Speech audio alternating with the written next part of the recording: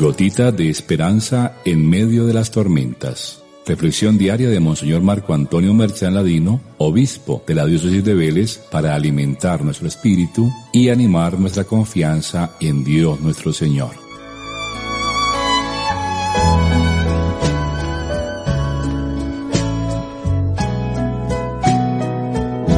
Queridos hijos e hijas, celebramos hoy la dedicación de la Basílica de Santa María Mayor en Roma y la fiesta de Nuestra Señora de las Nieves, que allí se venera y que el Santo Padre Francisco suele visitar antes y después de cada uno de sus viajes apostólicos para encomendarse, imagen que es también la reina y patrona de nuestra diócesis de Vélez, de manera que invocarla a ella en este día es sentir su presencia misericordiosa y consoladora. Esto es mucho más que una gotita de esperanza, es todo un bálsamo que llena nuestros corazones de confianza en el Señor. Su ejemplo, el de la Virgen, nos ayuda a vislumbrar el futuro con la certeza de la victoria final. Estamos seguros de que después de las tormentas vendrá la calma, la salud triunfará sobre la enfermedad y la vida sobre la muerte. ¿Quién soy yo para ti? Es la pregunta que resuena en nuestros corazones por siempre y de cuya respuesta dependerá encontrarle un sentido a nuestra vida. Y la pregunta la formula nuestro Salvador Jesucristo, el eterno amante que busca que su amor sea reconocido y amado. No olvidemos que el cristianismo no es una ideología o un conjunto de doctrinas, sino que ante todo es una relación personal e íntima con nuestro Señor Jesús. Mi Señor, a quien amo como Él me ama, como lo llamaba San Pablo en la carta a los Gálatas. El texto de hoy es un diálogo entre el Señor y sus discípulos acerca de su identidad.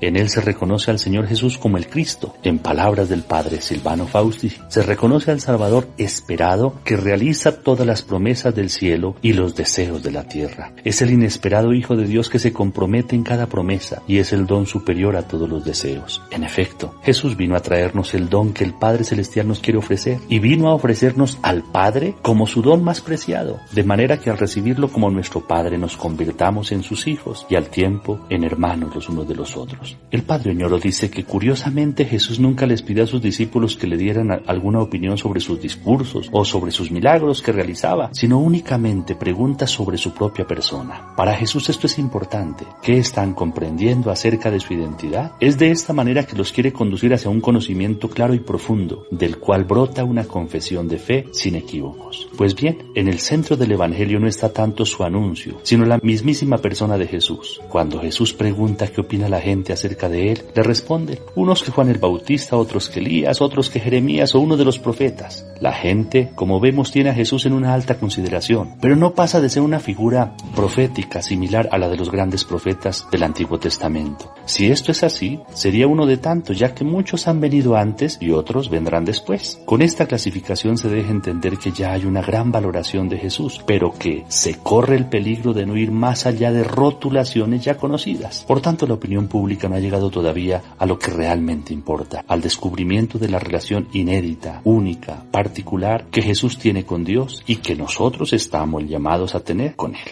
Ante la pregunta, Simón Pedro responde: tú eres el Cristo, el Hijo del Dios vivo. Pedro reconoce que para el pueblo de Israel Él es el Cristo, el Mesías, el único, el último y definitivo Rey y Pastor del pueblo de Israel, enviado por Dios para darle a este pueblo y a toda la humanidad la plenitud de su vida. Y reconoce igualmente que para Dios Él es su Hijo, que vive en una relación única y singular con el Padre Celestial, caracterizada por el conocimiento recíproco, la igualdad y la comunión de amor entre el Padre y Él en el Espíritu Santo, que es el vínculo de unidad entre ellos. El texto presenta también el reconocimiento de Pedro como la roca de la fe, sobre la cual se edificará la Iglesia, comunidad que profesará esa misma fe, que más que una primacía, es un servicio a la unidad en la fe y en la caridad. Pedro es llamado bienaventurado, pues al acoger al Hijo entra en el reino del Padre. El cristianismo, como ya dijimos, consiste en, como Pedro, acoger, reconocer y amar a la persona adorable de nuestro Salvador Jesucristo, como el Hijo de Dios que se hizo nuestro hermano para entregarnos el amor del Padre y convertirnos como Él en sus hijos. Pedro tiene las llaves, que no son otra cosa que la fe. Esa fe es la que abre el reino y nos permite la entrada en él. La fidelidad de Dios será la que garantice la fe de Pedro,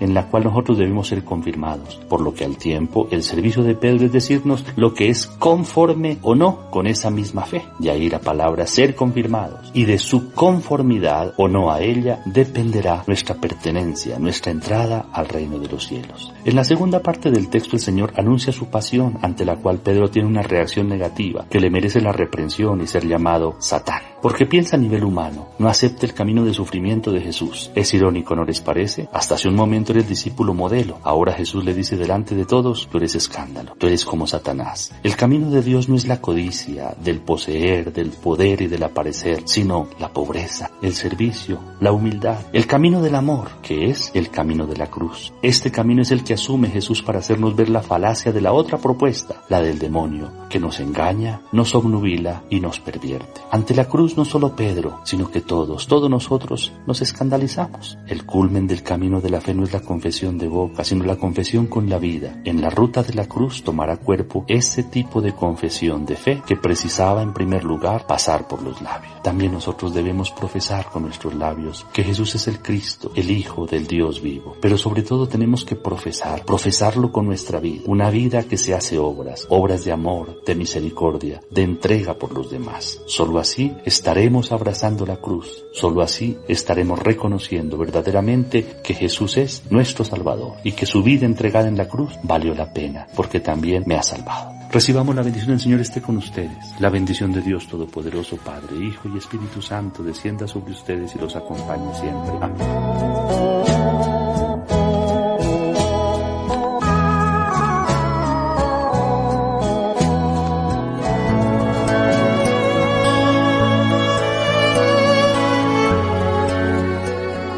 Gotita de esperanza en medio de las tormentas. Reflexión diaria de Monseñor Marco Antonio Merchán Ladino, obispo de la diócesis de Vélez, para alimentar nuestro espíritu y animar nuestra confianza en Dios nuestro Señor.